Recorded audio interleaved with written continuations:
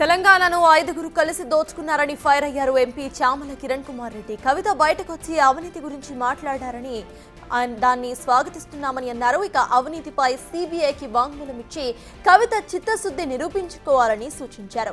హరీష్ సంతోష్ ఇంట్లో బంగారం ఉంటే బంగారు తెలంగాణ ఎట్లా అవుతుందన్న కవిత వ్యాఖ్యలను స్వాగతిస్తున్నామని అన్నారు. ఆయన దోపిడీని చూస్తూ ఊరుకున్న కేసీఆర్ కూడా అవినీతి పరుడే అని అన్నారు. అప్పుడే దోపిడీని ఆపే ప్రయత్నం అసలు ఎందుకు చేయలేదని ప్రశ్నించారు.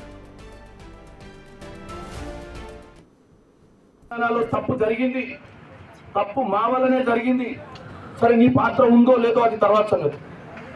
కానీ మీ నాన్న, నేను, మా నాయన, మా అన్న, మేము ముగ్గురం చాలా మంచోళ్ళం, వాళ్ళిద్దరే చెడ్డోళ్ళు అని చెప్పే ప్రయత్నం చేయదు. ముఖ్యమంత్రిగా ఉన్న మీ నాయన చేతిలో పెట్టింది తెలంగాణ ప్రజలు. జాతిపిత అని నువ్వు చెప్పుకుంటున్నావు మీ నాయన జాతిపిత అయితే జరుగుతున్నటువంటి దోపిడీ హరీష్ రావు చేసిన ఇరిగేషన్ శాఖ మంత్రిగా లేదా ఫైనాన్స్ మినిస్టర్గా దోపిడీ చేస్తున్నా ఆపాల్సిన ప్రయత్నం చేసేది ఉండే. సంతోష్ రావును తీసుకొచ్చి రాజ్యసభ చేస్తే ఇవాళ ఎన్నో కాంట్రాక్టులు, ఎన్నో విల్లాలు, ఎన్నో ప్రాజెక్టులు కడుతున్నారు. మరి ఎందుకు చూస్తూ ఊకున్నావు ఆ సమయంలో? దొంగతనం జరుగుతుంటే దొంగతనాన్ని ఆపే ప్రయత్నం ఎందుకు చేయలేదు?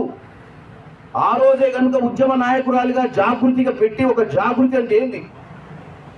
జనాలను ఉత్తేజపరచడము, జాగృతి మేల్కొల్పడం అనేది జాగృతి.